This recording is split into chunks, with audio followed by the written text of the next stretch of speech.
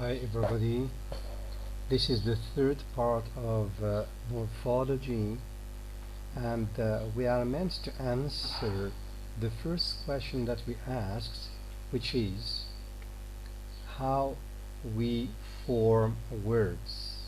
You remember that in the definition of morphology we said that it is the discipline or the branch of linguistics which deals with word formation. So we will have to answer that major question: how do we form words?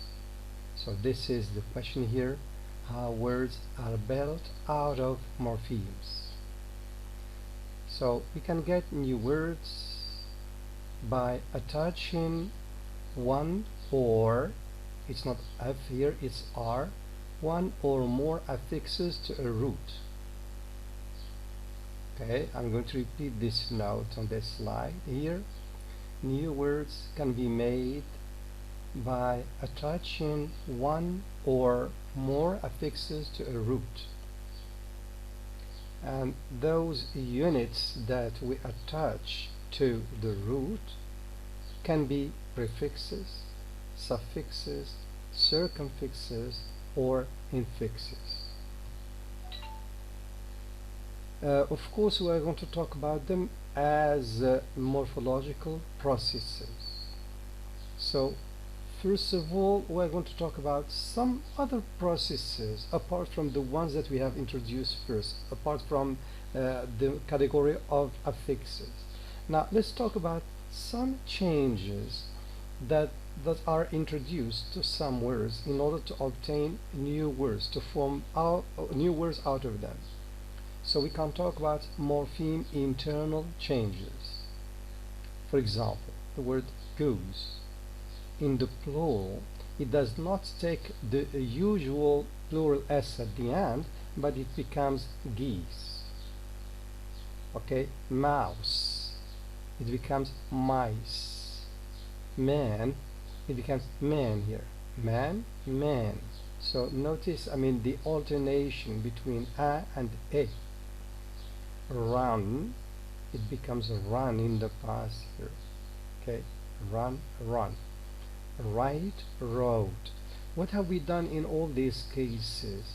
There is a change that happened to all of them. So it was first goose, now it becomes geese here. So instead of oo, we are going to replace oo by means of e here to obtain the plural. We have changed a bit of the original word of the root to obtain the plural of it.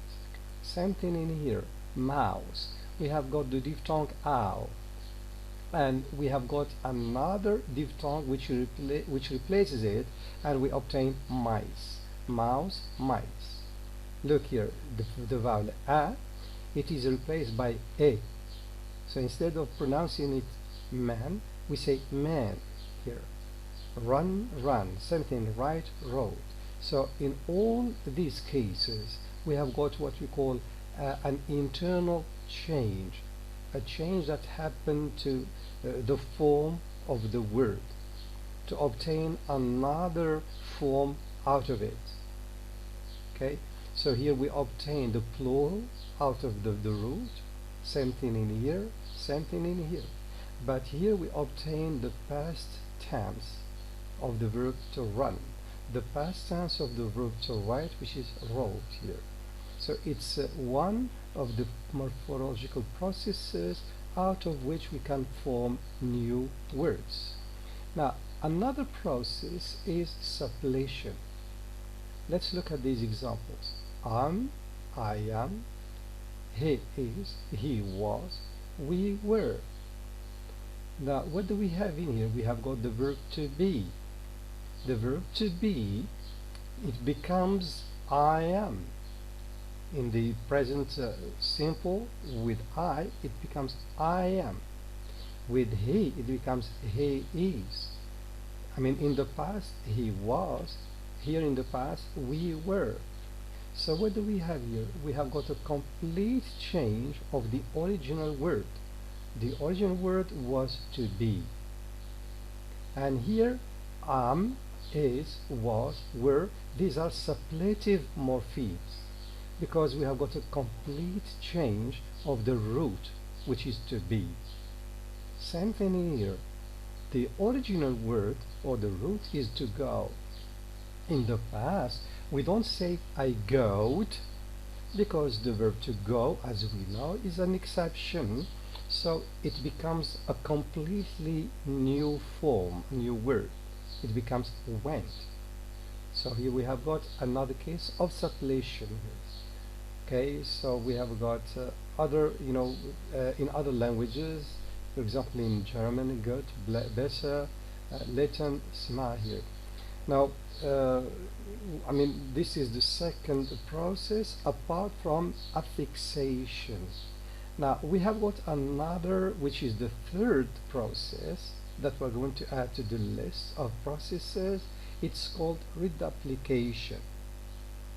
Now, let's have a look at the words, and we're going to explain reduplication through them. Look, from this language word theory, we have taken some words. We have got the word kurdu, which means child. Now, if we want to obtain the plural out of this word kurdu, which is children, I mean, the form becomes kurdu kurdu. What do we notice here? We have repeated the original word. The whole of the word is repeated. We have reduplicated. We have xeroxed. It's a form of making a photocopy and to repeat it. So to xerox it or to reduplicate it. Kurdu, kurdu. So in this language, if we want to obtain the plural form of words, it's not as in English we add s. Here we repeat, we reduplicate the form of the verb twice. Kurdu, kurdu. Now, in Tagalog, another language, we have got some words taken from this language here. We have got bili, to buy. Now it becomes bibili. This means the future will buy. So the future of the verb bili, which means to buy, it becomes bibili. What have we done here? We have copied the first syllable of it and we have reduplicated it. Bibili. Same thing in here. So look, kain, which means to eat, it becomes kain. So we have omitted, or if you like, not omitted, but we have reduplicated the first syllable of it, ka here. And in this way, we obtain the future, okay, of the verb to eat. Will eat. Same thing. Pasak, to enter.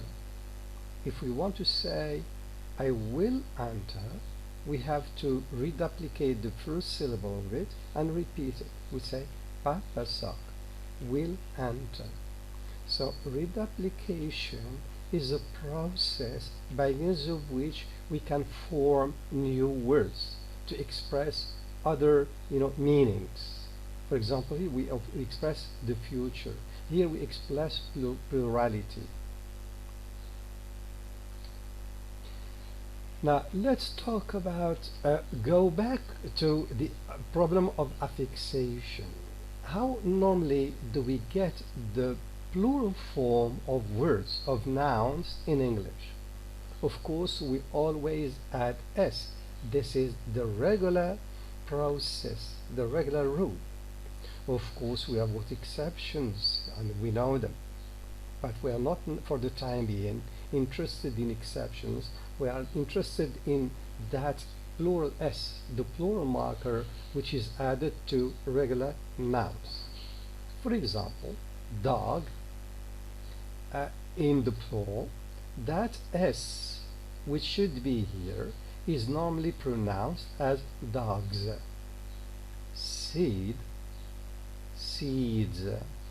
Tab, tabs. But the s which is found in this word, fake, it becomes s. It is pronounced as s. fakes. Cat, here we pronounce s, cats. Road, roads. Okay, church, churches. This is another pronunciation of the plural. Church, churches. Fish, fishes. Okay, so badge, badge, badges. Okay, so here we have got this s, which indicates plurality, which is attached to the nouns in English to indicate plurality. It's pronounced in different ways according to the place where it is found. By place I mean its phonetic environment. So after this word it is z, dog, seed, tab. Look, z, z, z. After fake, cat, it's s, s. Robe, same thing. But after ch or sh or j, it becomes is here. So what we can say is that this plural morpheme, which is s here, it is not pronounced in the same way in all words, in all English nouns. Sometimes it is pronounced as z, sometimes it is pronounced as s, sometimes as is, or sometimes is. Now, what makes of this plural s, what makes it change its pronunciations, its realizations? It's the preceding sound, which means it's the last sound of the word, of the noun. Here we have got g, d, b. Here we have got k and t and p. And here we have got ch, we have got sh and ch. So is there any rule which can help us understand clearly and easily the pronunciation of the plural s? So look, three different variants. By variants I mean three different realizations, different pronunciations. Z, s, is, or is. Now, as I said, they are obtained in different environments. So z, z, z, they are obtained after g, d, b. All these sounds g, d, b are voiced,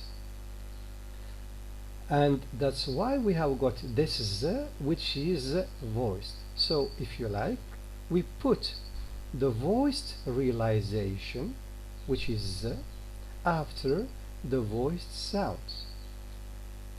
But the opposite case happens in here. This is s, s, s. What do we notice? S is voiceless. Here it happens, or it occurs after k, which is voiceless. T is also voiceless. P is also voiceless. So what can we say? We obtain the voiceless realization of the plural s after voiceless sounds. Voiceless sound. Now, when do we obtain this realization? Is here. It's after ch, it's after sh or j. All these sounds are included in the category of sounds that we call sibilants.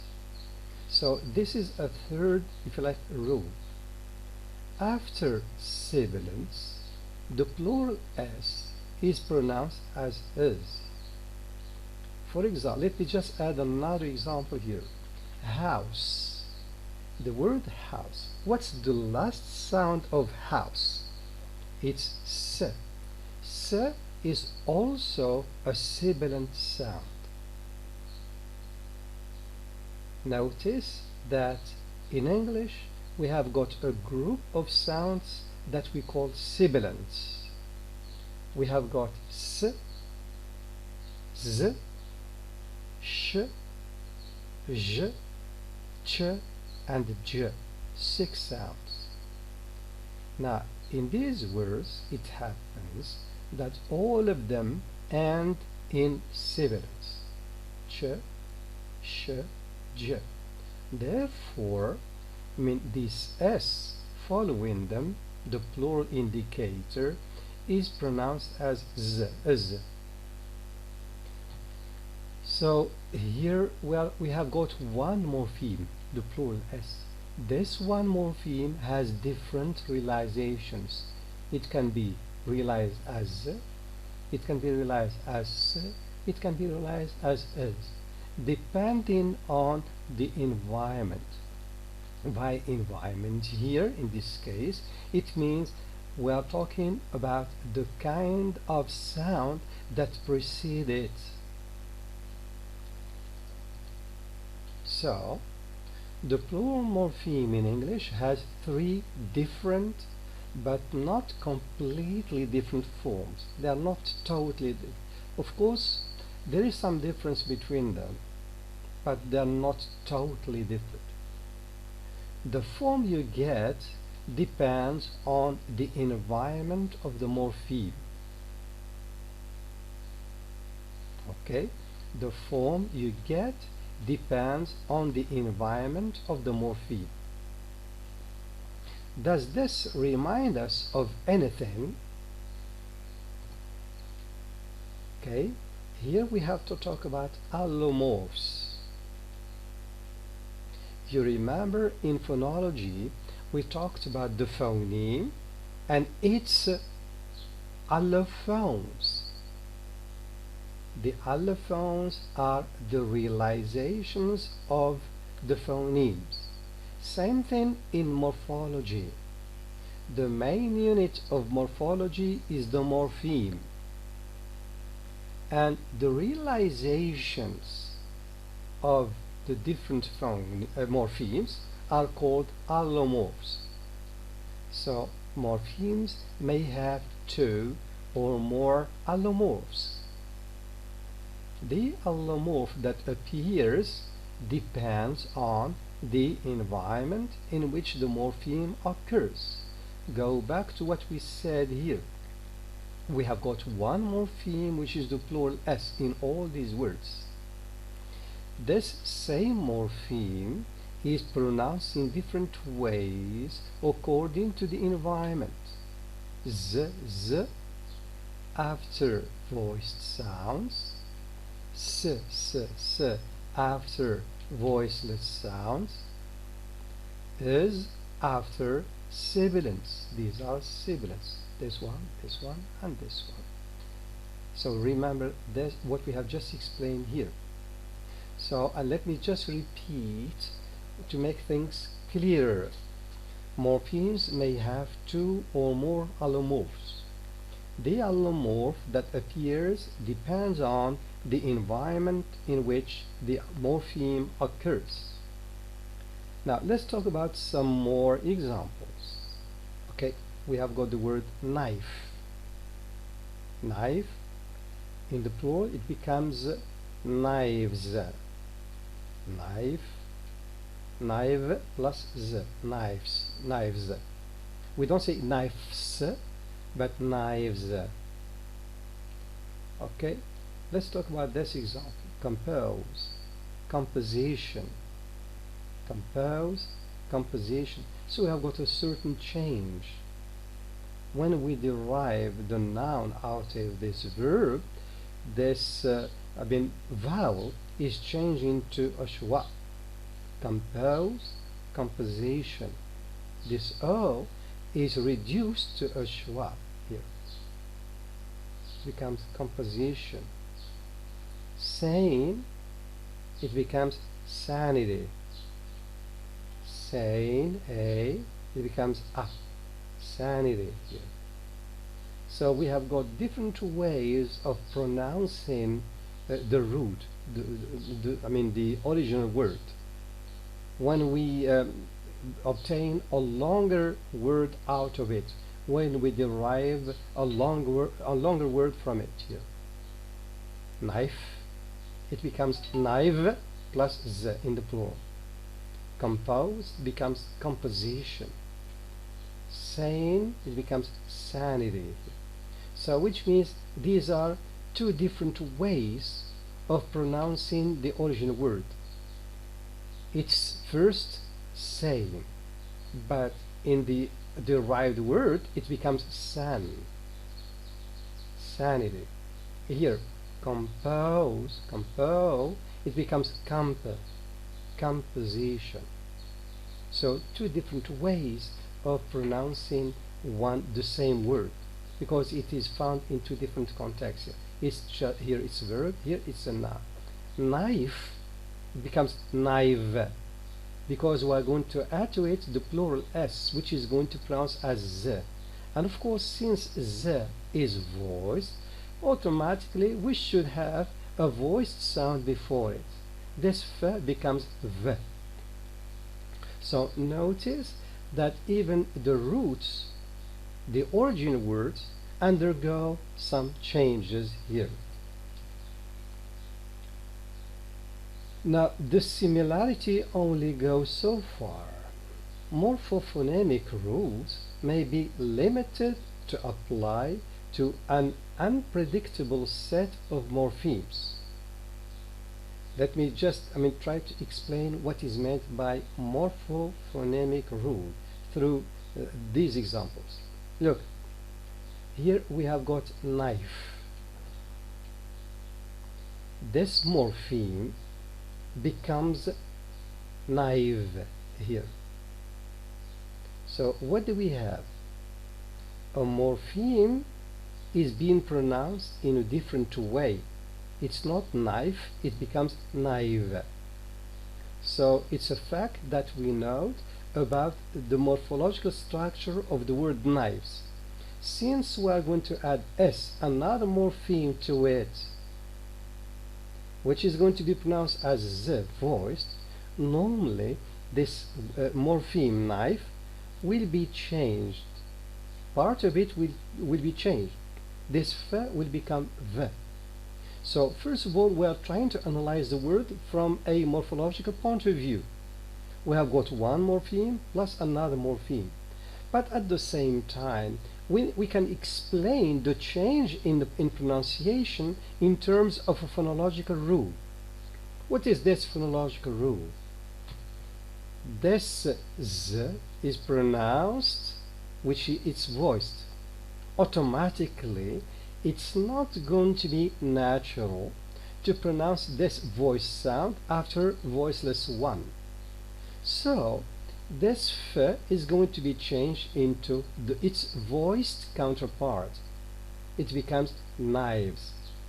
So we are trying to explain the same word, knives, both at the morphological and phonological levels.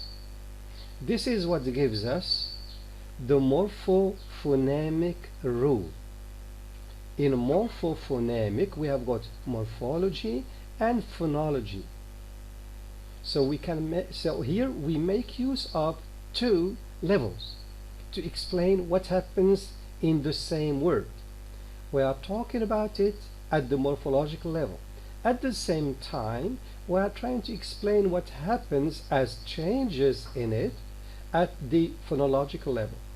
So the combination of this, of both these two levels, gives us morphophonemic rules.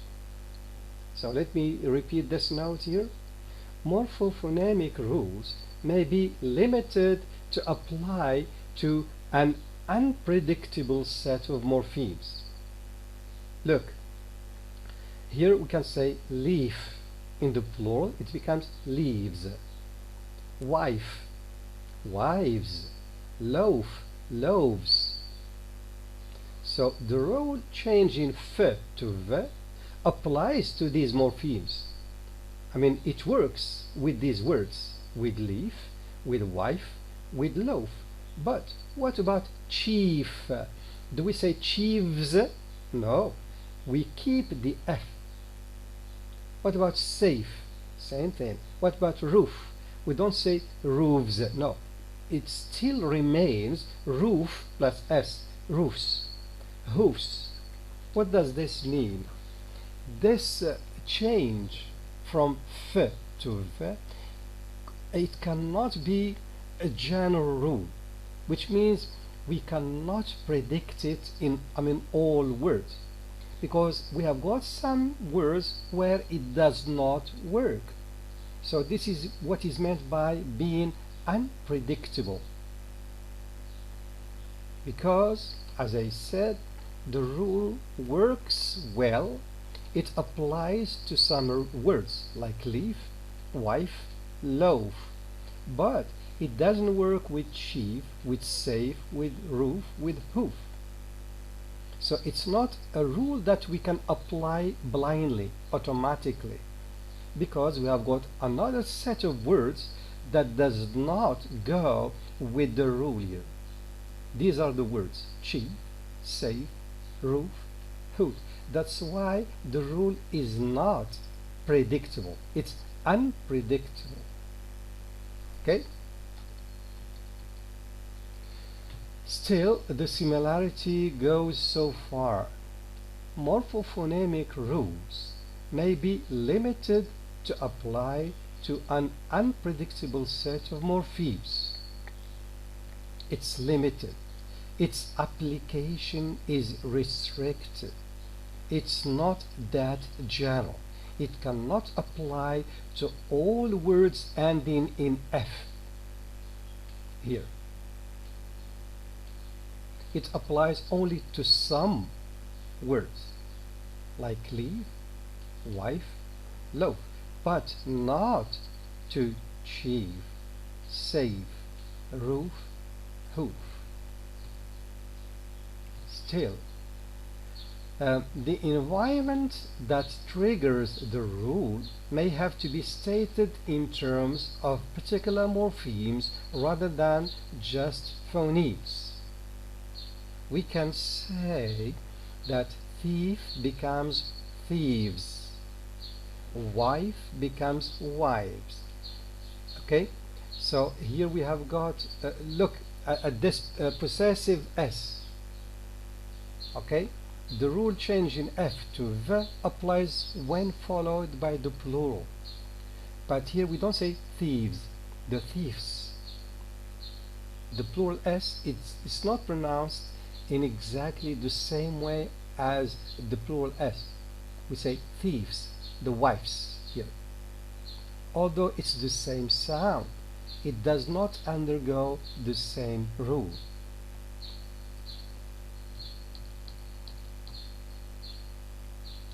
Okay, this is what we have just explained. The rule, is not triggered by these, cases here. It is triggered by the word, the plural in the word thief, by the plural in the word wife, but it's not triggered in here. It doesn't work with the possessive S following thief and following wife.